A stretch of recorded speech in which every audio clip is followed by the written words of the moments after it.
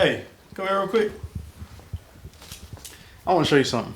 It's something that I wish I would have learned, and I want to show this to y'all, the ones that are in college or thinking about going to college, in high school, whatever it may be. This is something I wish I would have known. I wish I would have did back in the day to choose my career.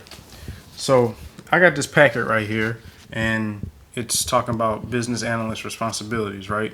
And I'm looking up information. It's about like 25 pages of research on business analysts.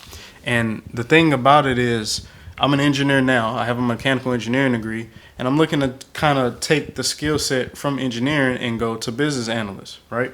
So what I got here, when you can see it, you got responsibilities here, this research, different companies, the national trends. It gives you percentages, all type of information talking about how the job market is going to go in the future. You want to know these types of things, so whenever you're picking whatever major you want or picking whatever career you want, you're understanding how the market's going to be for that career that you want to do. How are you going to be able to make money? You can make money with anything, if you start a business or whatever.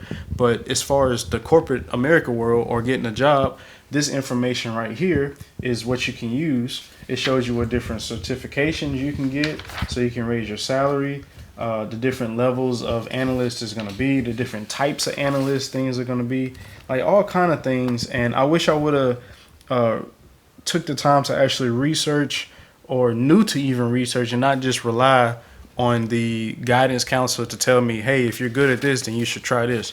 So what I would recommend to people, the ones that are in college or want to change their major, or ones that before they go into college, in high school, maybe think about doing some research on something. Now, the best kind of research you can do is if you actually get experience. You have internship, I would say more of an apprenticeship, or if you do a co-op, and see if that's truly the field you want to be in. So you're not going to school and wasting money and then $3 million of debt.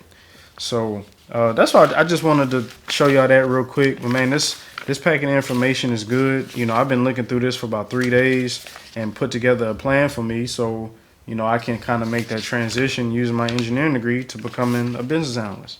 That's really all I got. Good luck to you.